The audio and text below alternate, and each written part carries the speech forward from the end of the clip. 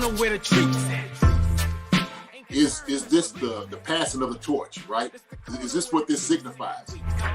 It comes down to that front office and what they feel is most important. The champ is here. We've touched down from a higher plane. Why you landed here? We always look forward to that week because it was always intense.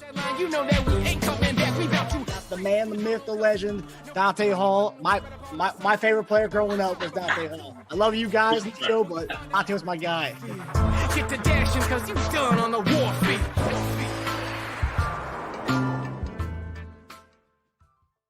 This episode of Chief Concerns is brought to you by betonline.ag. BetOnline is your number one source for all your sports betting needs this season. From baseball, golf, soccer, right to all the top fights in UFC, MMA, and boxing. Every stat, every matchup, and even live odds and spreads while the games are being played. When the game's over, head on over to our online casino and get in on a game of blackjack or poker, or unwind with one of our over 150 slot games. Head to the website today to get in on the action. Use promo code BELIEVE, that's BLEAV, for your 50% welcome bonus on your first deposit. Bet online, the game starts here. Hey everybody, welcome to another episode of Monday Morning Tight End on your Monday evening. I'm Marcus Dash here with legendary Chiefs tight end Jason Dunn. JD, how we doing, brother? What is up? What's going on, brother? I'm doing all right. Wonderful coming into this week. This is, you know what?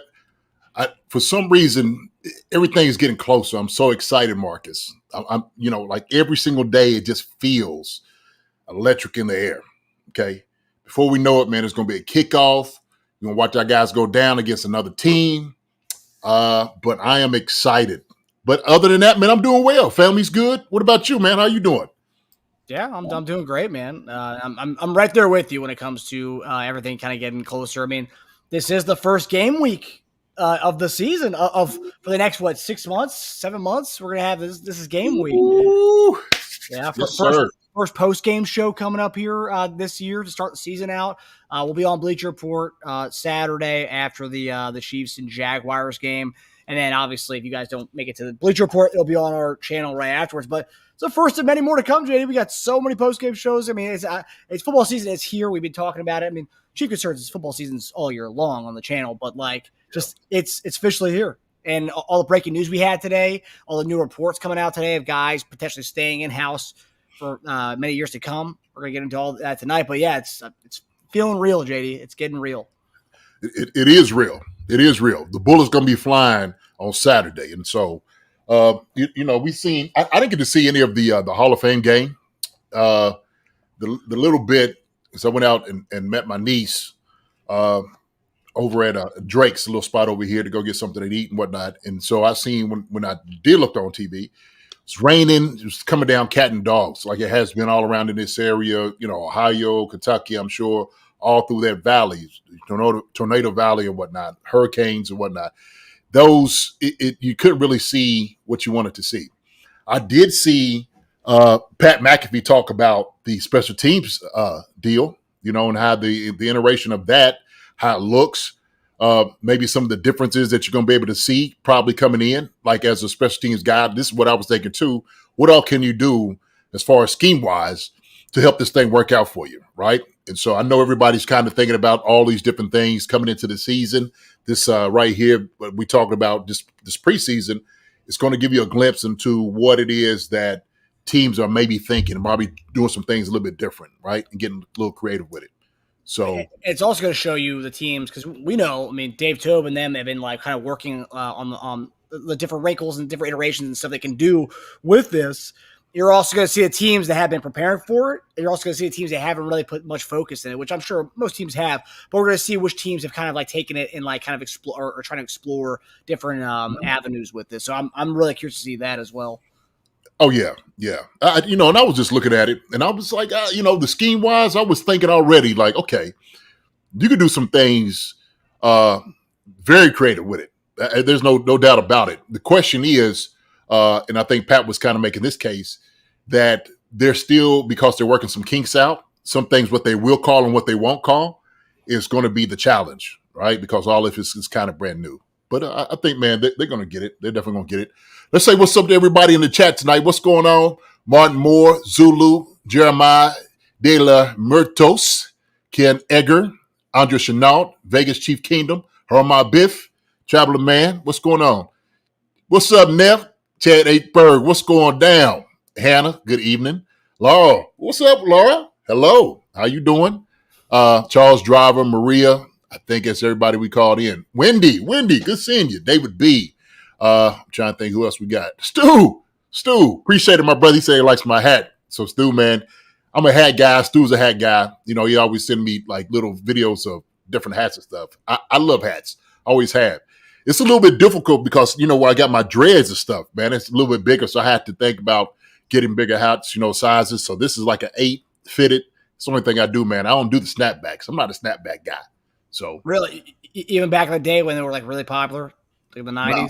No, not at all. No.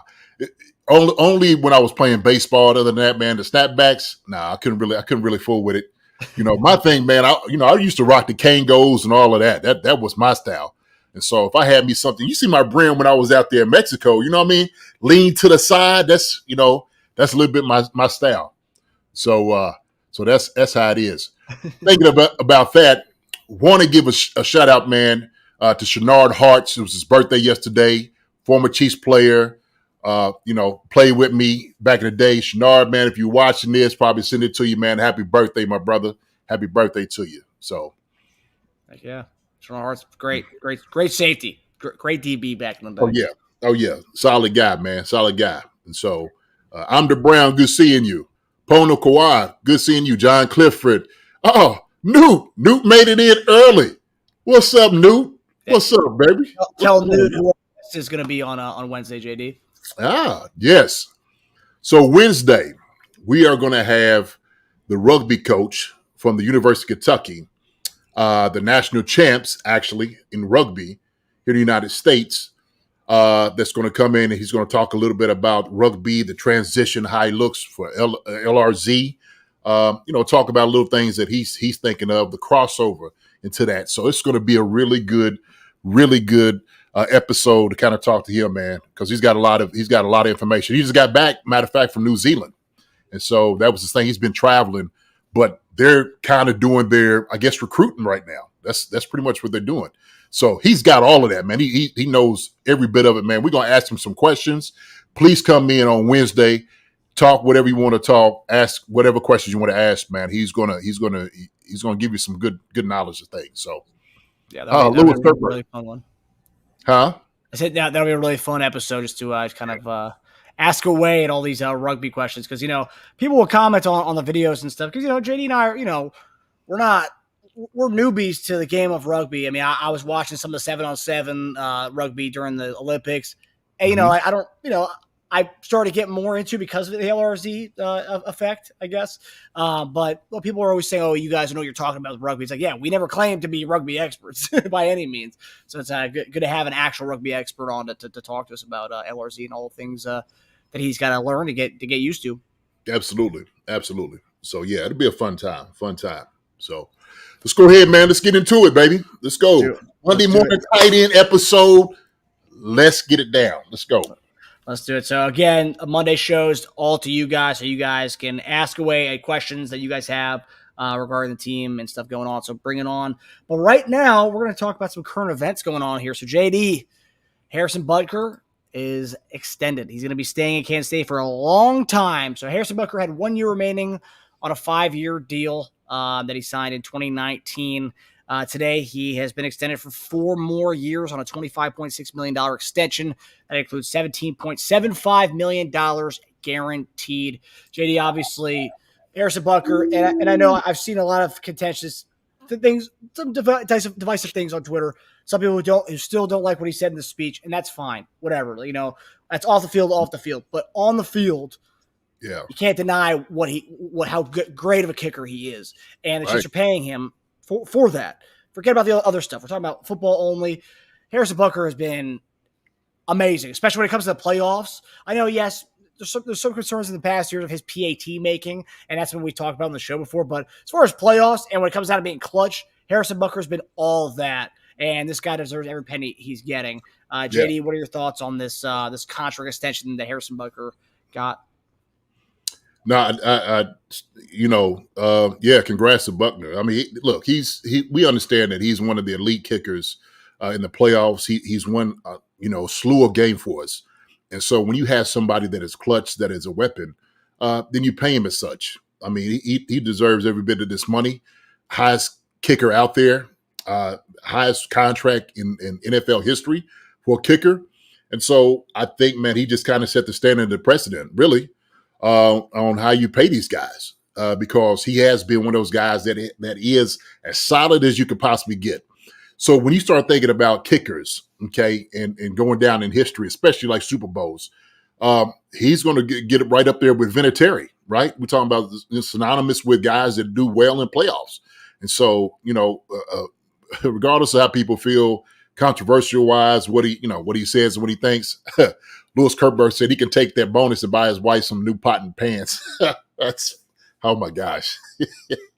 It's funny. But, hopefully, he shares it to the like, and she go and get what she needs to get and enjoy the money as well. So my thing is, congrats to Buckner, man, really, because like I said, he's one of the elite kickers out here. The Chiefs know they got him, and getting here for a longer time I think this is a business. Is what it's all about, right? It's about winning. And so when you have one of the clutch players, man, you want to sign him to a long-term deal, and they got it done. Now, the question is, it's a lot of money. It's a whole lot of money. It's a whole lot of money. Deservedly so, okay? We just know we start looking at people getting signed. There's other people need to get signed later on, and there's going to be kind of like one of the questions, Marcus. But Buckner, without a doubt, deserves this. So, yeah. Yeah, 100%. And I was looking at stats here. So Harrison Butker's playoff career, he's hit 32 of his last 35 field goal attempts, which is what we're talking about. When it comes to playoffs and clutch time, he's all that. And he's also 13 of 16 from 40-plus yards and 6 of 7 from 50-plus yards. So, I mean, this guy is a playoff. I mean, here, when people talk about playoff heroes, he is that, and the stats back it up. So, yes, the money, everything was all well-deserved for this contract extension. And, too, I mean, people always forget sometimes, like, we've been ups and downs of having kickers, having to pick up a new kicker every 3 weeks. We've had that over the last 20 or 30 years in Kansas City. And actually having a guy who you can rely on, like, during the Patriots eras, it was Vinatieri came out there, you knew it was, okay, when you get to a certain point of the field, that's a lock, that's going in. You kind of have to have that guy in your special teams unit. If you want to win and be successful in the NFL, you have to have that guy, and Harrison Butker has been that. So it's like, if you look at all the best teams throughout the years, they always had that field goal kicker, that guy, and that Harrison Butker is our Adam Vinatieri. Yeah, no question about it. And so we know, what he's been able to bring to the table for us. So the thing is, same thing in the Super Bowl. If you don't kick that one and ties it up, then, the game's over. There's no winning the Super Bowl without Buckner coming in and being solid like that. So I love it because he's one of those guys, man. He's so consistent in what he does. Very balanced when he comes out there to kick. Doesn't look like he's rattled, gets bothered by too much. When a guy comes in the game and you saying, I know this guy right here is going to make it. You know it. The Chiefs had that guy. They have it on the roster. And they want this guy to get away. They didn't. So, pay the guy that you know is going to win games for you because he has won games for you, as opposed to searching for somebody next year and somebody else paying him. And I don't know if he would have went anywhere else, but I'm sure the Chiefs was like, you know what, man, we want to reward you for all the hard work and things you've done, winning the game and putting us over the top. We're Super Bowl champs because of you, Buckner. And so there's no question about it.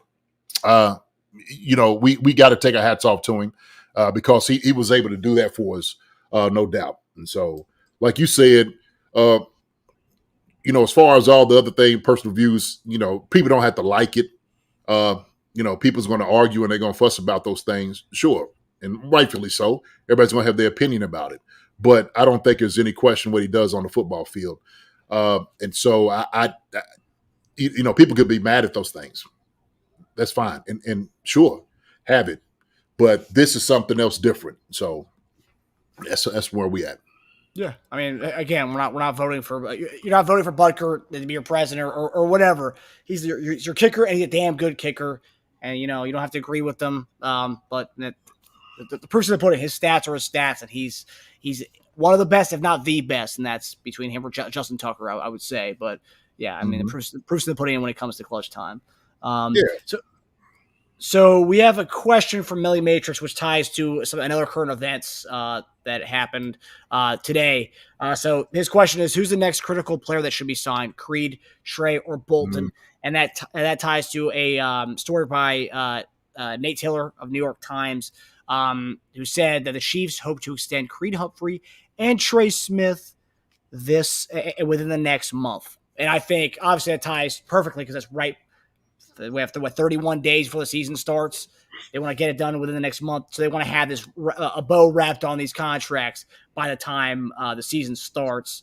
And we already started with Butker, but now specifically Creed and Trey Smith were named. Nick Bolton was not named. So that's an interesting one. So JD, of those, who's the next critical player of the three guys right there between Bolton, Creed, and Trey Smith? I mean, all three guys are great players. They really are, and not only just great players, but they're the ones, man, that help us win.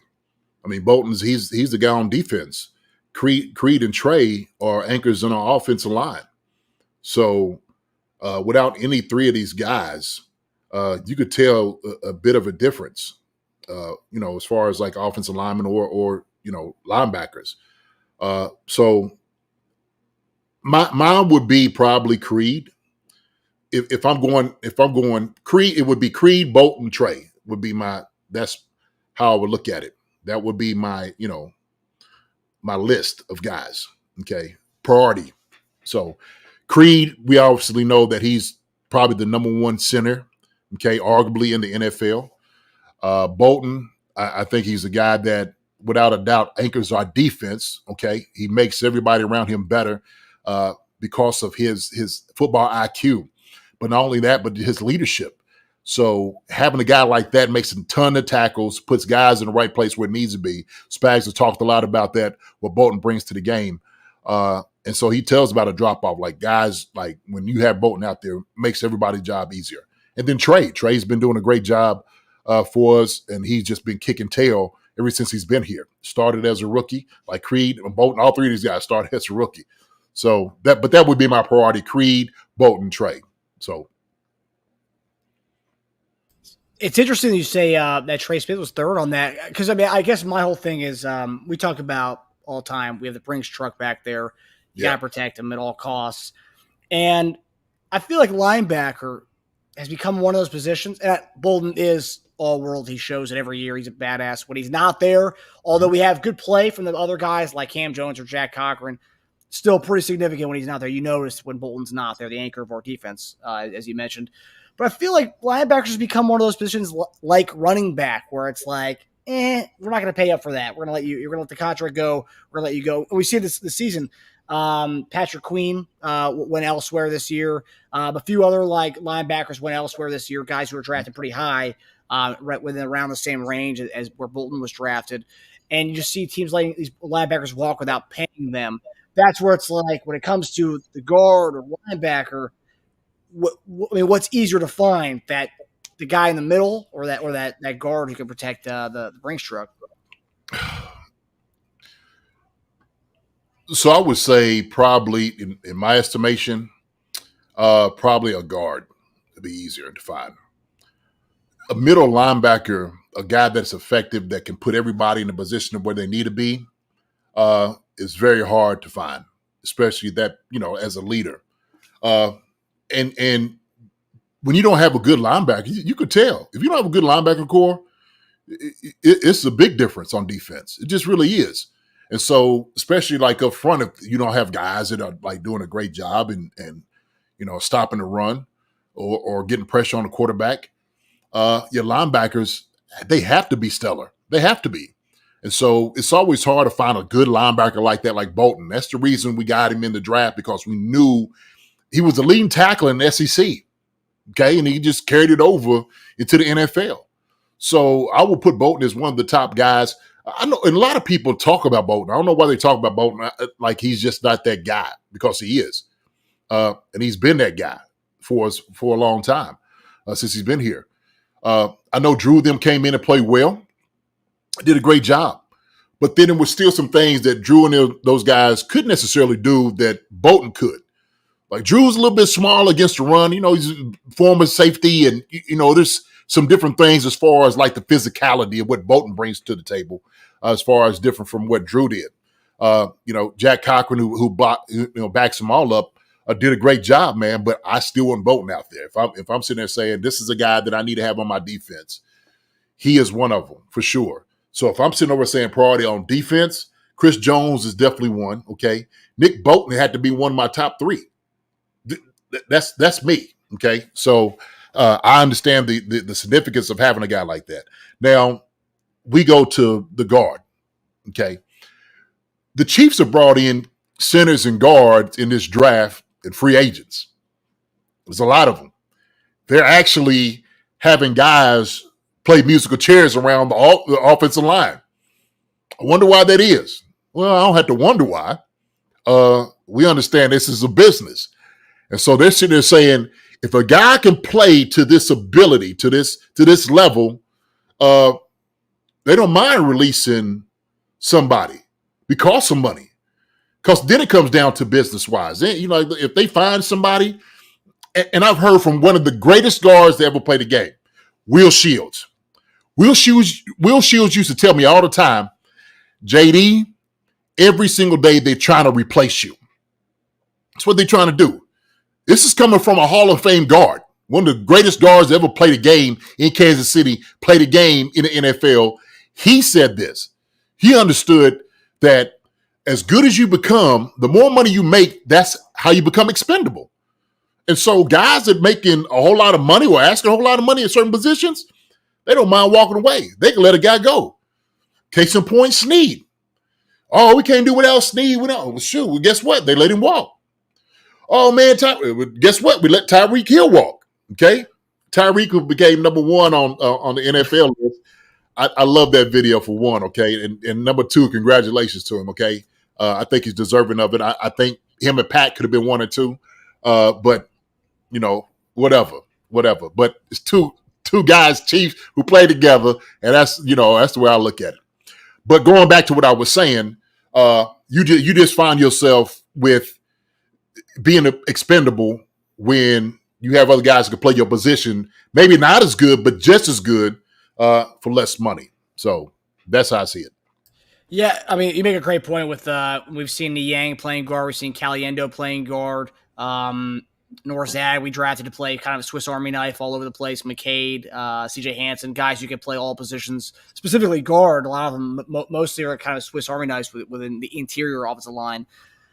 And honestly, like we saw it last year, and we've seen it the last few years where we have guys who come off the bench and having to go in and play guard during the Super Bowl, I mean, and we got guys who've made contracts of coming in and playing a spot guard for us here and there and being starters on other teams.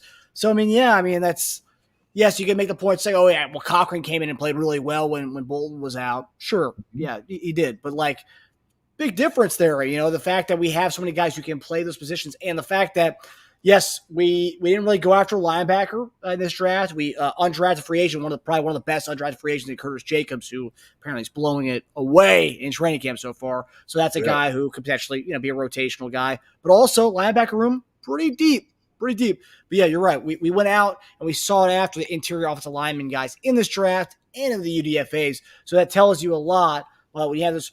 But so let me ask you, when a report like this comes out, is this more for a team that they want to get this out there so there is some goodwill with that player so there's no bad blood going into the season? Even if their intention is not to re-sign him, they're going to go in a different direction, but they still want to get that out there like, hey, we are trying to make a concerted effort to keep you around? No, I don't think so. I heard Trey speak about this, I think, last week, and he was sitting there saying, like, look, I'm not worried about contract talk or any of those things. I'm just here to play football and just be as good as I possibly can. And so as long as you don't have to worry and think about those things and let the agents and them deal with it, that's fine. You don't want anything to become a distraction. And of course, you get up and, hey, what do you think about the contract? He's like, look, man, everything's going to take care of itself. they want me here, they're going to want me here. And so as long as I'm playing well, I'm doing my job, they love it, then hopefully, they'll reward me for my hard work and what I've been giving to the team. But, to put that on the guy's plate, man, to worry about this coming in, I think this could possibly be a distraction. I think Trey Smith said it best. He said, look, man, I just want to be the best guard I could possibly be. And so he's not worried about any of that right now. So I commend him for that because I do believe that you have to have a sense of focus on what you're doing, your job, and don't worry about what can happen in the future, man. You just got to take care of all those things right now today. So, yeah, it's similar to the Snead situation, both in the guard room and the linebacker room, very deep at those positions. Maybe not the high power that Bolton and Trey Smith, they're not maybe not the top of their game like those two are, but you got a lot of guys who can contribute respectively at this position. So it's gonna be interesting to see which way they go between the guard and Bolton. Yeah, Newt actually has a good question right here. It said, Jason, here's my question: is defensive tackle more important than linebacker nowadays? That's a very good question. Very good question. And I would answer it this way. It depends on what your scheme is. It really depends on what your scheme is. We understand that having a great defensive tackle is critical to what you do, but you got to follow up with a good linebacker behind you. Because if defensive tackle is taking on two, or if he's getting some penetration, he's getting pressure, and the guy behind you is not that good, then it's all for naught. It ain't going to look as good.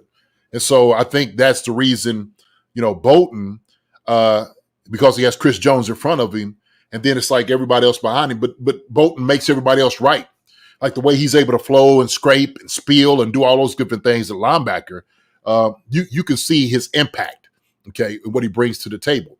And so Chris Jones, because of how great he is, Nick Bolton could just be that much better, okay, at his position and do his job as good as he is. We're even better, right? And so I think you got to have both. A good defensive tackle is very important, but you got to have a solid linebacker core behind you, man. And I think about it like this. I remember when the Miami Dolphins hung up 70-something points on the Denver Broncos, and their linebackers looked like absolute boo-boo. They was running all over the place, couldn't get it right, didn't make any tackles, missed everything. I mean, it looked bad. And it was all, to me, what was really out of place, what was really terrible was that second level. Because you're not even stopping the run. That's what I was saying, man. It was the running backs were scoring. They couldn't even believe they were scoring that easy. And part of it was because the linebackers couldn't get off anybody. They couldn't make a tackle. They weren't in the right position. So as much as the defensive line was able to come in and get some penetration, you look how bad the linebackers play that game, okay? That's why they was able to put the points up like they did. I'm telling you, man, the running backs could not believe, Marcus, they was not getting touched second level, right? And we talk about that. Second level is where you make your money for a running back. And these jokers are running around like, why is these holes that open, okay? Why are they open? And if you're getting swallowed up by a guard or a center or a tackle because you can't get off a block, man, you're going to look pitiful. And they look pitiful out there. So that always kind of reminds me, man, that's seeing how good you had to have a linebacker core, man. You had to have a dog out there. Fred Warner, dog. Come on, man. Them jokers ain't the same without a Fred Warner. I don't care what it is. Hey, same. If we could go linebacker over the years and seeing how good guys are, right? And you talking about McQueen, like you got to have a dude. You have to. So that's where I leave it at, man. Guards are protected. You got to sit on one side and tackle on another. Okay? A lot easier. Now, you got to set the pocket. And so that's the difficult part because you got some monsters in front of you that are strong. There's bull rushing and hitting you, everything, man. I mean, that's a physical part of football is right there in that space. You know what I mean? Right there, man, on the line of scrimmage. And so I don't diminish the position of guard, but you do have help on both sides. You do. So.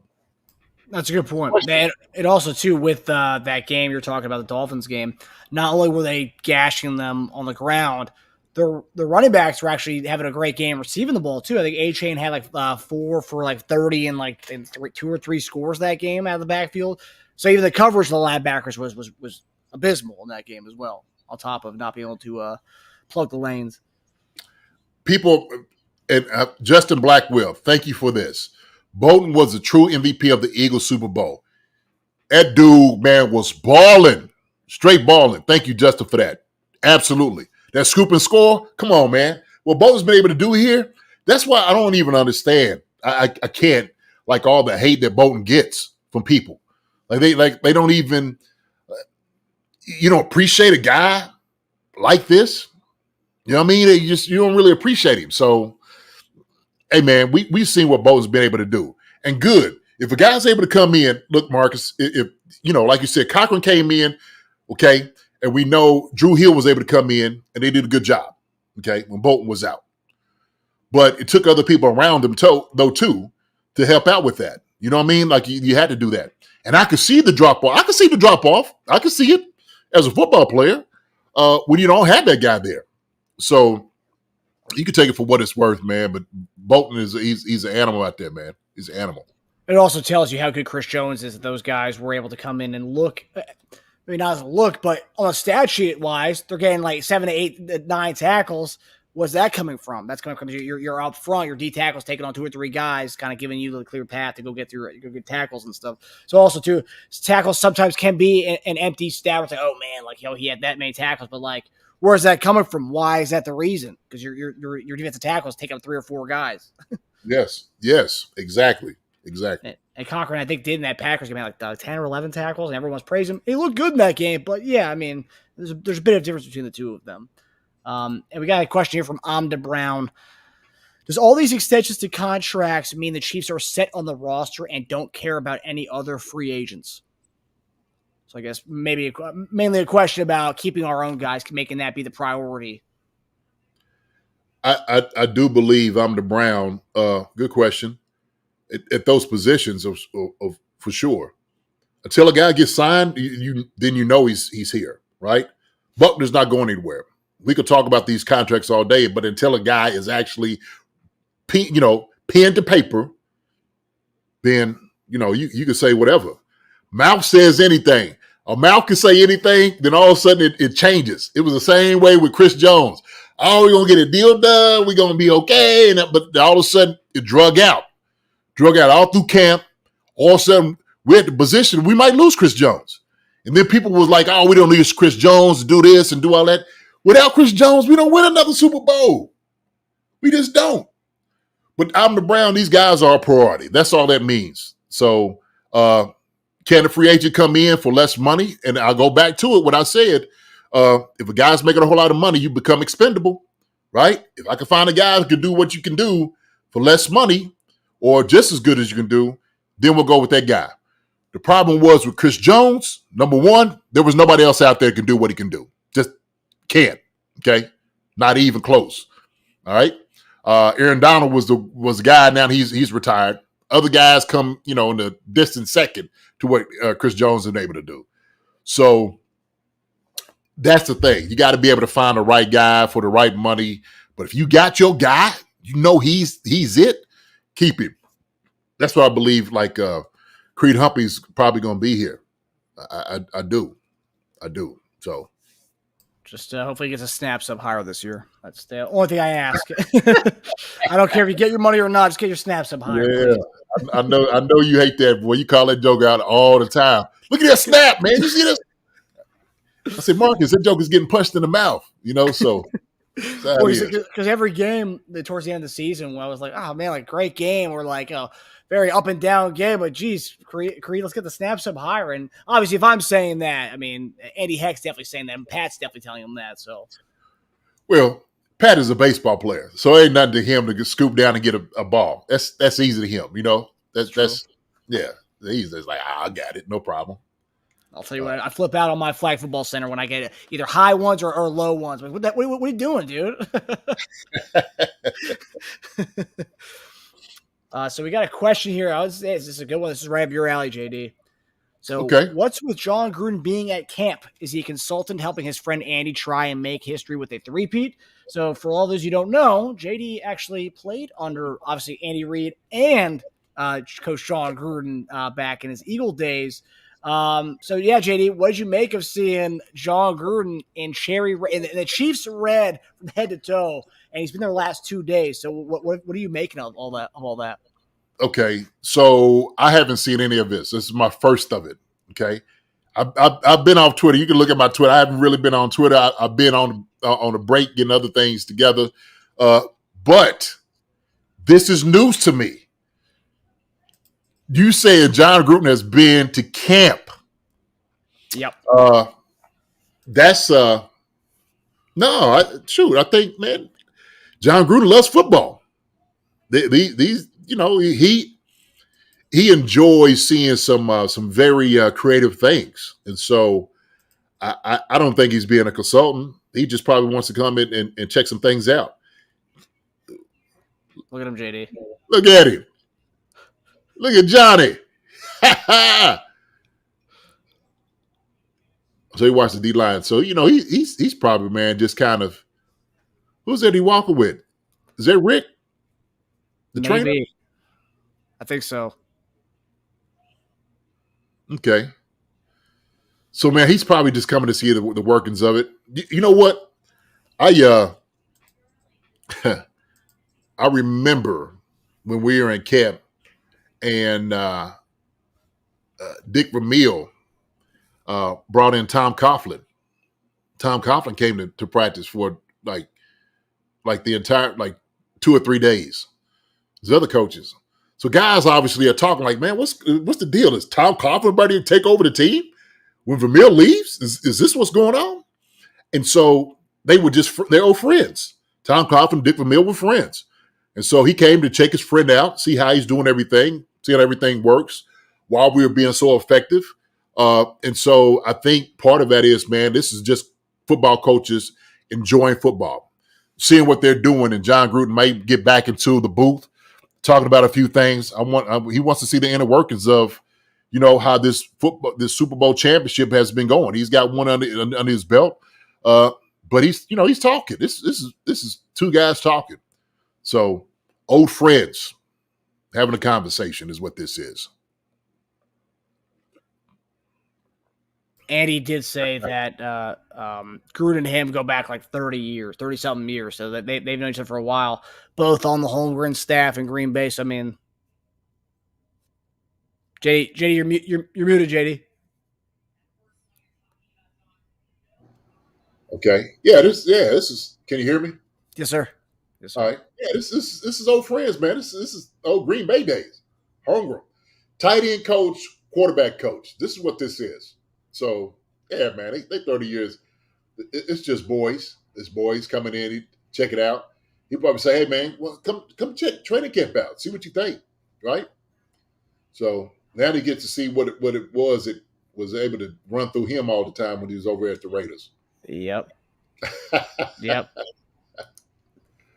Yeah, I mean, and also, too, I mean, Gruden, I mean, people can have complaints on Gruden, say what they want about Gruden.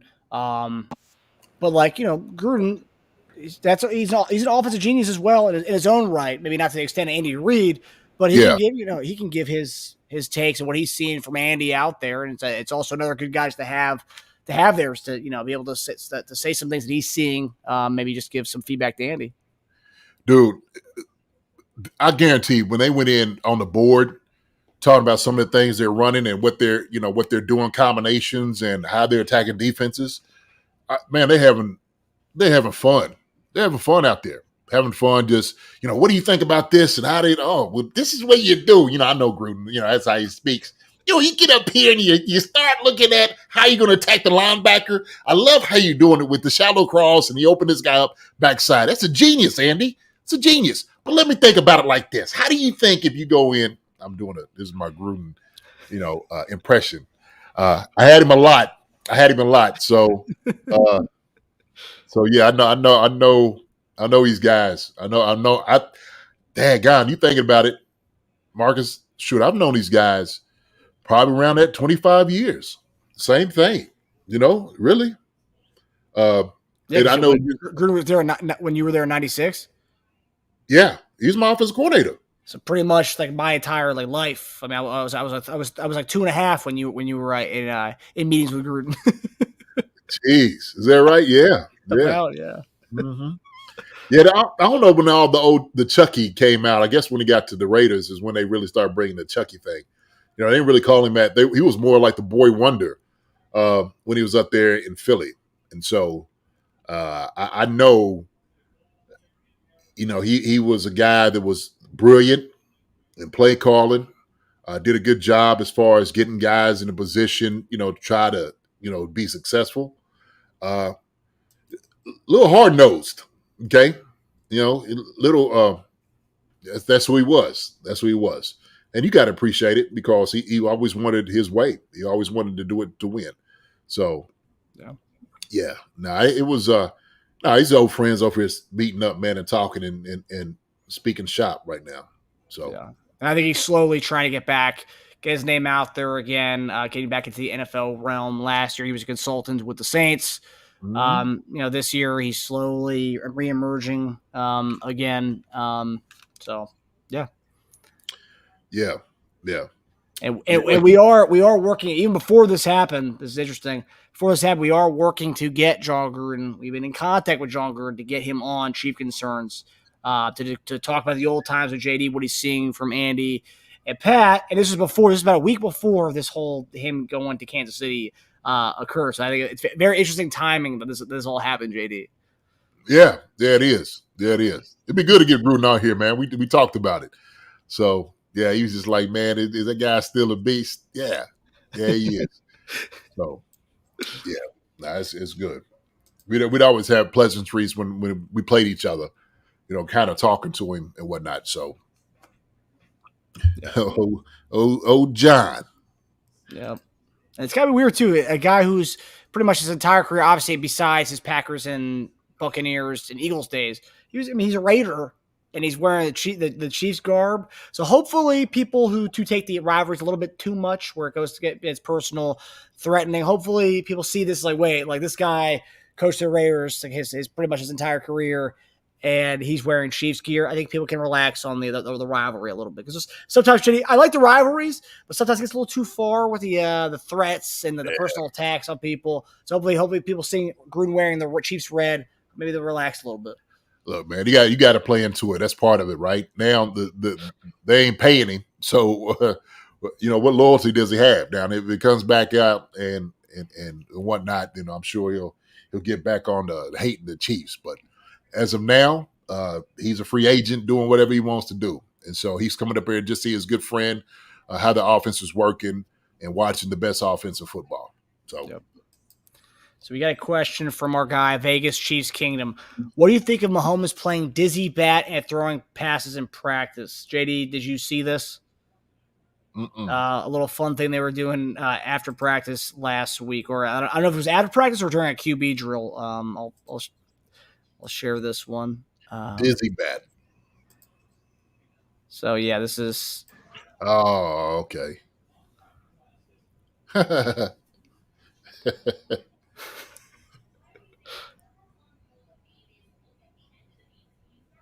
And he's blindfolded here too.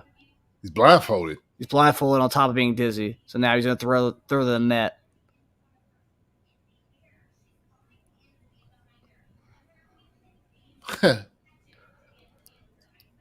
Not bad though. I mean, shoot, he's Patrick Mahomes. I mean, the quarterback would know where he's at. That's what I'm saying. A professional quarterback playing on this level, he'll know what the target, because they're speaking to him like, okay, to the right, to the left, and he knows his arm strength, what 10, 5, or 20 yards is down the field. Yeah. So, all this is entertainment, man. It's good to entertain stuff. Try something different. What this tells me is Patrick Mahomes blindfolded and dizzy still better than half the. I take him over half the quarterbacks in the league. Yeah, I don't want him dizzy back though while he's doing it. So no, neither do I. That's good. So do you think it's just fun against? A lot of people think they might do something where Mahomes like runs in circles during a game and then tries to throw a pass. I mean, I don't see that ever happening, but No, man. No, just they having fun. They just trying different things. So just to challenge themselves, right? It's just challenge to see, your dexterity, where you are on the field, feeling where you are, all those different things. So yeah. And plus, too, you talk about how training camp can be long and just kind of mundane sometimes. They're trying to spice it up a little bit, have some fun out there. Yeah, of course. Fans like it too. And players got to do something to keep it fresh. So, absolutely. Yeah, and people thinking that we're going to be running a play that looks like that. We got a question from Charles Driver, our guy Charles. What's up, brother? So, who's your standouts of the new guys this year, and who of the older ones do you think are in danger of being cut? Okay. Who's your standout of the new guys this year, and who of the older ones do you think are in danger of being cut? Let me see.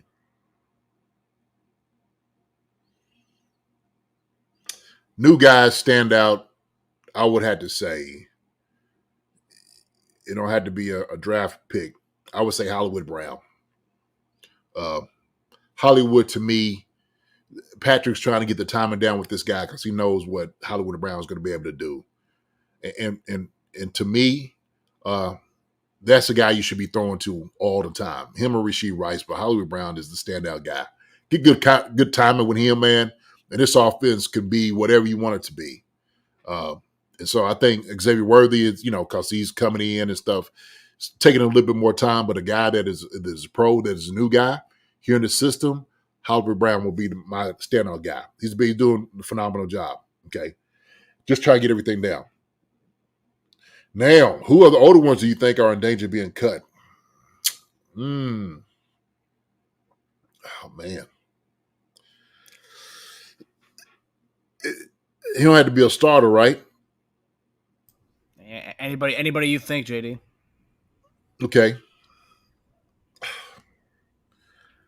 I think we talked about this guy a little bit, Marcus. Lucas Niang. Interesting. Could be a possibility. Just because of the number of guys we have on our offensive line this year. Now, I've heard some really good things about him this year, at least in camp. I don't know. I don't know why I said his name. I don't know. His name just kind of, when it comes up, you start thinking about it. I'm trying to think of some older guys that everybody seems kind of solid, 1 and 2 everywhere. As far as like DBs, safeties,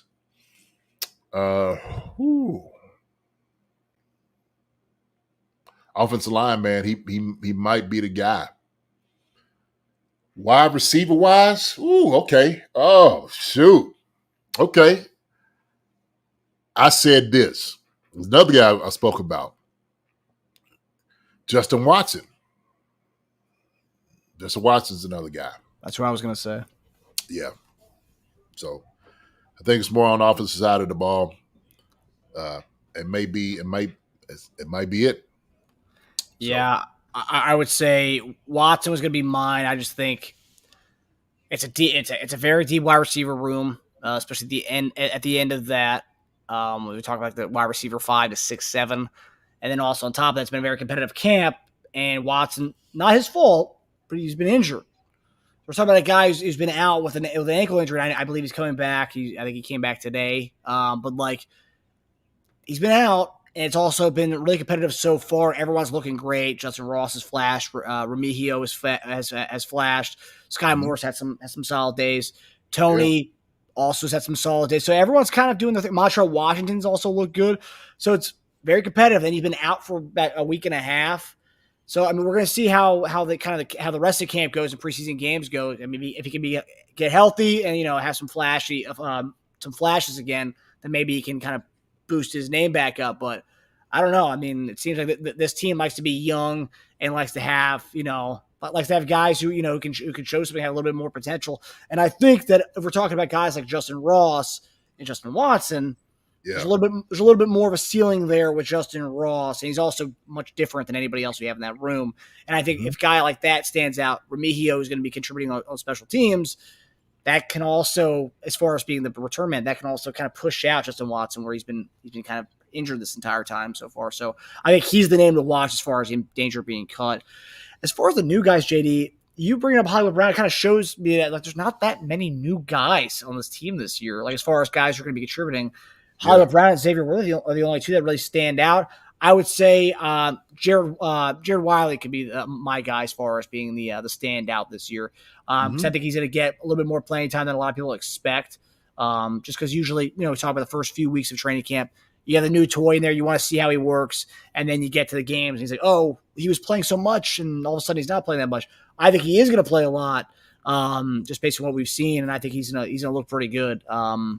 It's going to be another weapon, another toy. So Wiley would be my standout guy. But I don't think he's going to be like 600 yards. I think 400 to 500 range is what I see from him, and I think that's great for a day 3 pick.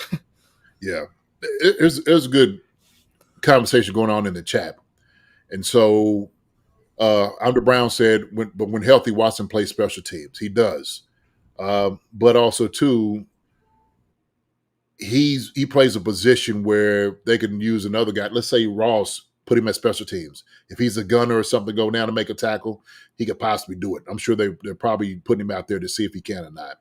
And then also too, you can move somebody else in that position as well. So Anthony Solis said they've been saying Watson for the past few years that he was going to get cut. He still hasn't. No, he hasn't. But also too, Melly Matrix says better wide receiver options this year though. Watson might be on the way out. That is true. They haven't had a wide receiver room like this in a long time since Watson has been here. And I don't think it's even close. So there's a difference right there, Anthony Solis. Andre Chanel said Watson did well in camp today, and I saw it first saying, well, good. No, good for him. The thing is, we're not cutting him by no means. We're not cutting Watson right now. We're not. But we're just saying in the grand scheme of things, if the Chiefs are coming down to who do you keep and who you don't keep, who's going to give you what you need on special teams and everything wise, this is what they might be looking for. And yeah, somebody said Watson made some clutch plays. Watson can be inconsistent, but make some clutch plays. The inconsistency is the part right there, Vegas Chiefs Kingdom, because there's plays that he made some clutch plays, absolutely. But in the inconsistency might be something that they're sitting there saying, hey, look, we're going to try another guy, because if we find somebody who's inconsistent, we can get a guy who's inconsistent all day. But if they're making plays, right, as i.e. Justin Watson, instead of him, they may go that route, right? Because they might like, well, shoot, he can make better clutch plays than what Watson's done. So we just had to see these things out. We're kind of saying it now because we just, like you said, Marcus, we hadn't been really a whole lot of new guys on here. But then also, like Melly Matrix said, this wide receiver room is different. It's a different thing.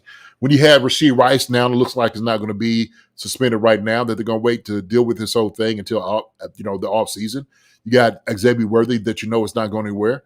Hollywood Brown is another guy right here that has been out here and who's been, like you said, I've been pushing, saying, this is a guy that's been standing out for us. So then it's, like I said, Hardman is probably because, the offense, he's a solid guy that they're going to be able to throw the ball to. Everybody else is kind of up in the air, man. He's on the cusp. But that's my talk. I hope Justin Watson makes it. Okay, we're rooting for all the guys to make it.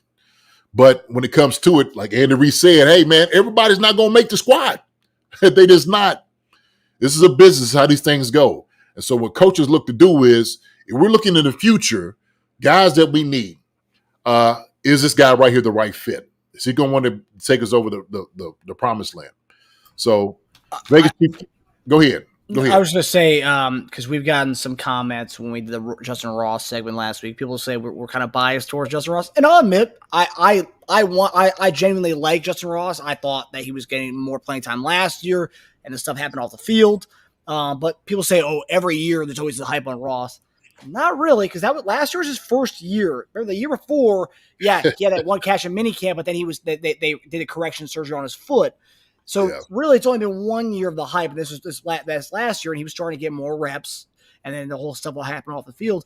But my question is to the people who want to say, "Oh, Watson's leaps and bounds better than Ross." Here's my thing, and this is something to talk about. Really? Go ahead. I think as far as ceiling goes, I think we don't know what I think we really got to scratch the surface with what Justin Ross can be. Yeah, I think we know what Watson is at this point. I think we already know what kind of guy he is. Ross, we haven't checked, but so anyway, the people who think Watson's so much better than Ross, my question to you is, who do you think would get picked up first between Ross and Watson? Because I genuinely think if Watson's cut, Watson would clear waivers and we can put him at practice squad. I don't think Justin Ross would clear waivers. I don't think he'd come back to our practice squad. And remember, he was one of the top guys in that UDFA class. He chose to come to Kansas City. He had other teams offer him more money. He chose to come to Kansas City. No, I mean it probably plays into it. You could definitely use, a big body like that. Other teams can because they look for big body guys to throw the ball to. So I think you do have something there by saying that. But it all depends on what the Chiefs need. That's it, bottom line, really. And that's all that matters. So, look, what I've seen in camp so far, and I've seen, Carson Wentz talk about throwing the ball to Justin Ross. Like, he was just like, yo, this dude, Carson Wentz loves him. He loves him. He's like, hey, man, this dude could catch anything. You throw anything to him, run any route, do anything, make plays. I haven't really seen Justin Watson make plays like Ross has in camp. Like going up over top of a guy and pulling it down and stuff like that. Watson's a talented guy. He's a solid guy. He is. He's solid. Do the inconsistency play into the decisions this year? Sure. You hate to cut a guy when he's hurt. And, he's hurt. He's coming back. Andre say he's coming back. And he'll have to work into it. If he's full-fledged and ready to go, these next 3 preseason games, vastly important for all these guys. Vastly important. And so, we'll know. So, Andrea said KT got carted off again today for precaution. Oh, man. Well, hey, Not the best look. Not the best look. It might be all these things coming to this decision being made. All these decisions. So, look, like I said, the only ones that know for sure is the guys that's in that room, the coaches. Okay? Yeah. That's how it works. We can, like I said, we can look at all these little things out here and speculate what guys do, but Andy and those guys, they'll make the best decision for the team. So we have 3 more questions we're going to get through before we end the show. So we're going to begin here. The last 3 questions of the night. So King Mo, is there a chance Worthy has a better season than Rice did his rookie year? Not a chance. Yeah. Yeah, not a chance. Just for the simple fact that Rice was able to profit off of how bad our wide receiver room was last year. And he was a bright spot getting the ball to him. And it was a pleasant surprise. But we were making some easy plays to him. He was a weapon down in the red zone, catching the football. And he just showed out last year. Worthy he'll have his chances, obviously, to make some plays, but to emulate or even try to compare what you're going to do with Rice rookie season, I don't see that happening. I don't see it happening. And their games are so different, whereas you can, kind of do those quick screen kind of games with Rice, and you can do that with Worthy as well. But you can kind of feed him the ball more, and the way he's built, you can kind of rely on him kind of early and often. And they did that last year. And let's not forget, Tony was coming off an injury. He played in that week 1 game, but he was banged up. Kelsey didn't play in that week 1 game. So right away, they kind of had to force Rice into this role, whereas usually Andy's rookies kind of slowly get into acclimate to the offense. They kind of gave it to him right off the bat. So, and I think there's more weapons around in the wide receiver room and the tight end room this year than compared to last year. That I think it's not going to be as kind of relied upon Worthy like we relied upon Rice so early last year. So yeah, I agree with you, JD, there. Yeah, and you know what? You got to think. I'm looking over here. John Clifford said, "Were there 800 yards?" I don't see that happen. 800 yards? Yo, John, brother, it's a lot of yards. It's a lot of yards. Look. I want to see the ball down the field. I do. But Marcus, like to your point, what you were saying, man, it just we were flailing last year. We were, and so they were talking about Worthy, some of the knock on him, because they were showing video of him getting knocked around in practice, getting thrown around, not having the body type, and all those different things. I don't think it's going to be an issue and a problem, but without a doubt, Rice has a bigger body. He could do more things than Xavier Worthy, right? And so causes his strength. Now, this is what I like. You and Tasia was on this, and I think he was shocked. Like some of the balls he caught and was able to get up through. Woo! I was like, man, look at this dude. Like he took off, and I think he really he was like, daggone, like. I'm actually doing this thing. So, Rasheed Rice surprised himself. And that joker, man, when I'm talking about getting up through, I know what all y'all mean when I say getting up through. I'm talking about catching the football and running through with speed and power. That's what he was getting up through last year. I don't know. Yes, sir. At the little, wide receiver screens and whatnot, the little slants he was catching, the little curls. Jeez. Yeah, his yak was nuts last year. Yeah. Worthy is a small person. Yeah, he is, but so is Devontae Smith. Yeah. That sucker beats him over the head. Mm-hmm. So is my man up there with Detroit, who, we started getting the ball to him a little bit last year. The dude that came from Alabama. James Williams. James Williams, yeah. So and ironically, we were also interested in him when he was coming out too. So, yes, sir. We love those guys. He'll be all right. He'll be fine. I ain't worried about that. I don't know 800 yards, John. If he does, I like to be wrong. His Vegas over/under, I believe, is 700 yards. So they have him having. I mean, 700 yards. I think 700 yards is a stretch, but that's where Vegas has. That's what Vegas. Were they at 700 yards? Mm-hmm. Wow, really? Okay. Yeah. Is it doable? Sure. So, okay. So let's talk about this, right? So we're talking about 17 games, right?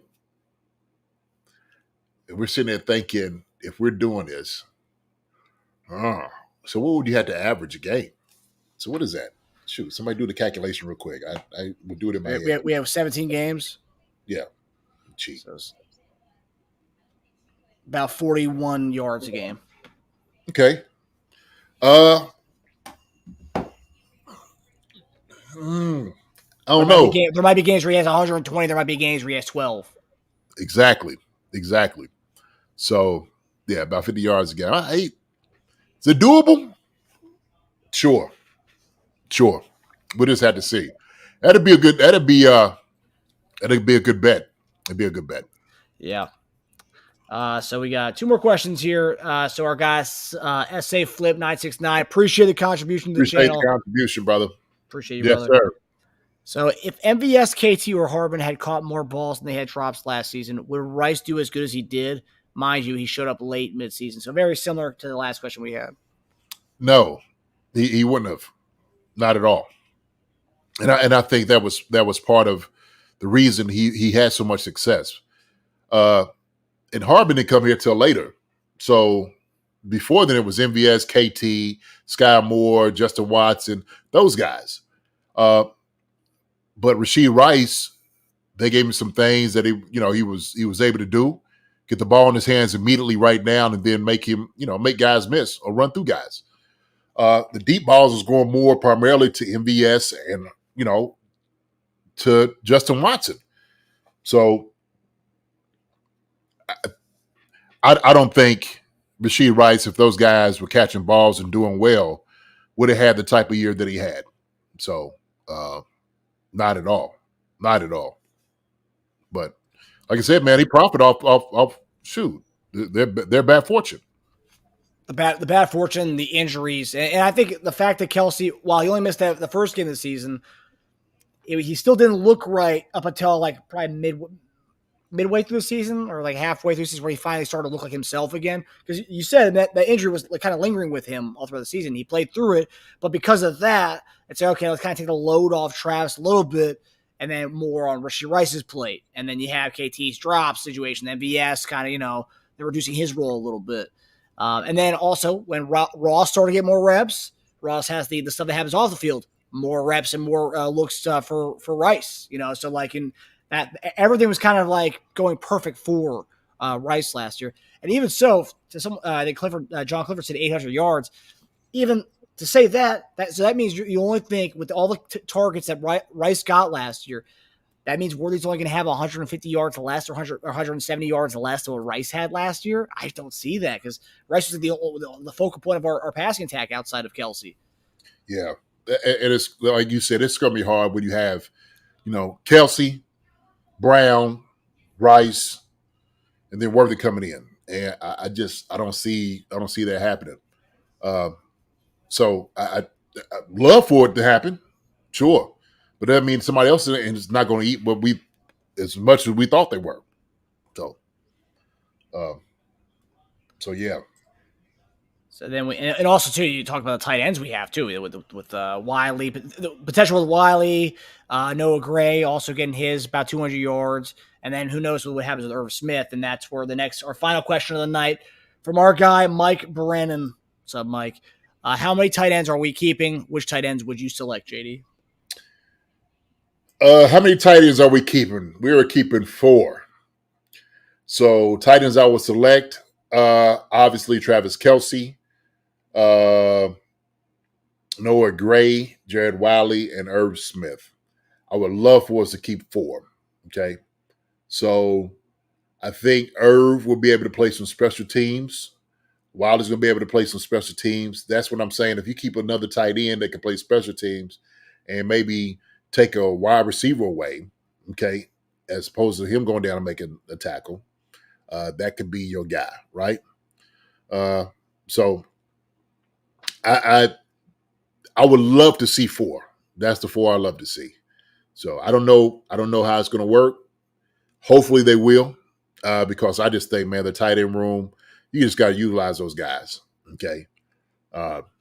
So we'll just have to see. Yeah, the way we utilize tight ends, and then with Kelce's injury last year, he's getting older. It's good just to have stockpiled in that room, and also too, you have a veteran like Irv Smith just in case anything happens. It's a pretty young room, While Noah Gray's been a a veteran within the locker room, he's still on his first contract. He's still year 3 right now, or going into year 3. So it's like, or year 4, year 3, year 4. Year 4. Yeah, this is it for him. Yeah. So I mean, it's important to have that veteran presence in Irv Smith. So yeah, I think they keep 4. So yeah. Mm-hmm. Yeah. That's my guys, man. Tight ends, man. You got to keep those guys around. Got to. But all right, everybody. Well, that does it for us for Monday morning tight end with our guy, Chiefs tight end Jason Dunn. Appreciate everybody coming in here tonight. You guys have been amazing with your questions as usual on Monday nights. Definitely, man. Good chat, man. Always good seeing you all.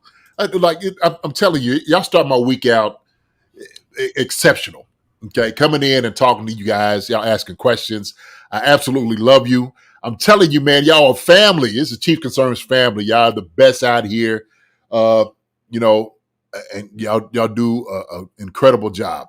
And so I'm glad before we get on here that y'all get the chat going hot, getting it, spiced up, cooked, because we need that. And so when we come in, we love hearing from you guys.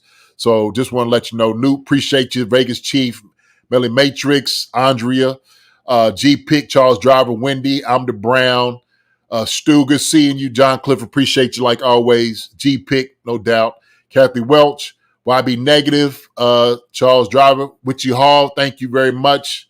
I'm trying to think who else did we miss? Who we miss? And like I said, Wendy, Casey, Colossus, Newt Rockney. I already says SA Flip. Appreciate you. Let me see who else. I think it's pretty much that. Zach Devlin. Okay, Zach. Good seeing you. Good seeing you. Pono, I seen Pono came in. Vegas Chief Kingdom. Appreciate it. Mike Brennan. Good seeing you like always. So King Mo. Your audio went out, brother. Yeah. I don't know why audio. But You're all right. But running my yeah. mouth. Audio was like, okay, you talking too much. Listen, everybody. Love you guys. Appreciate y'all coming in. Neff, good seeing you, talking to you also. Everybody, y'all take care, man. Appreciate y'all. God bless. Love you guys. Marcus, the man, love you. Love you too, brother. Great show tonight, man. So don't forget, on Wednesday, we're having the rugby coach coming in, the national champions, Kentucky Wildcats, is coming in to talk to us about rugby, LRZ, this whole crossover, this whole deal, man. It's going to be a good show. It's going to be a good show. We're going to have some good things to say. Okay. All right. So we'll do that, and we'll also do a little preview for the game on Saturday to talk about the guys we're excited to see. Yeah, so it's the first preview of a game of the season, so I'm very, very excited about that as well. Yeah, I'm gonna have something on Wednesday. I think y'all gonna like it. Something a little different. So there you go. Right. There you go. All right. Martin Moore, Zulu, Harama Biff. Good seeing y'all too, Hannah. Laura, if you're still here, appreciate it. Thank you for allowing your man right here to hang with us a little bit longer. All right. So yeah. All right. All right, everybody. Well, everyone, we'll see you guys Wednesday night for another amazing Chief Concerns show. We hope everybody has a good night, and we'll see you in a couple days. Yeah. Oh, before we go, real quick, continue to watch the Olympics, you all. Okay. Keep cheering for, the USA, the team. They've been doing a great job. One quick little shout out. One of my boys, one of my good friends, his daughter got a silver medal in the Olympics by 4x400, Shamir Little. Okay. So she got it. Congratulations to her and everybody else who's been getting medals this game. Keep supporting them. Good seeing y'all. Love y'all. So I just wanted to say that, man. And shout out to Northern Virginia guy, Noah Lyles, who actually, when I interned at NBC Washington my senior year in college, actually assisted the reporter who did a story on him. So I got to meet him and his twin brother. So shout out to Noah Lyles.